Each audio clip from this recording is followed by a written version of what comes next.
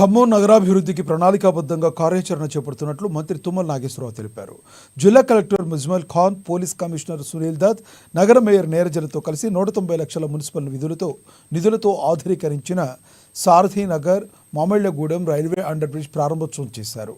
పేద ప్రజలకు ఉపయోగపడాలని తాను ఎమ్మెల్యేగా ఉన్నప్పుడే రైల్వే అధికారులను కలిసి రైల్వే అండర్ బ్రిడ్జి మంజూరు చేస్తున్నట్లు తెలిపారు. తర్వాత ప్రభుత్వంలో ఉండగా నిర్మాణ పనులకు శంకుస్థాపన చేసుకున్నట్లు తెలిపారు. తిరిగి గత సంవత్సరం పనులు చేపట్టి సంవత్సర కాలంలోనే పట్టుబట్టి సమస్యలు పరిష్కరించి పనులు పూర్తి చేసుకుని ఉపయోగంలోకి తెచ్చుకున్నామన్నారు. తప్పకుండా మళ్ళీ సంవత్సర కాలంలోనే పూర్తి చేస్తామనుకున్నాం. కమిషనర్ గారు కానీ మున్సిపల్ అధికారులు పట్టుబట్టి కలెక్టర్ గారి ఆదేశాల మేరకి ఈ సమస్యలన్నింటినీ పరిష్కారం చేసి ఈరోజు ప్రజా ఉపయోగంలోకి తెచ్చినందుకు జిల్లా అధికారులకి, మున్సిపల్ అధికారులకి ప్రత్యేక ధన్యవాదాలు.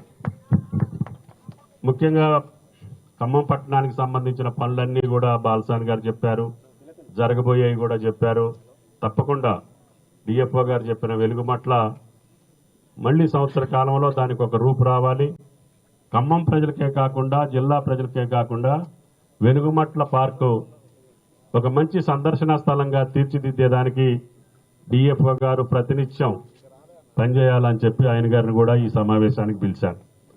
త్వరగా మనం శాంక్షన్ చేశాం రోడ్డు. ఆ రోడ్డుని ఇంకా అవసరమైతే కలెక్టర్ గారితో మాట్లాడి, మున్సిపల్ కమిషనర్ గారితో మాట్లాడి, భవిష్యత్ అవసరాలను దృష్టిలో పెట్టుకొని ఇంకా అవసరమైతే 4 లైన్ కూడా మీరు ప్లాన్ చేసుకోండి.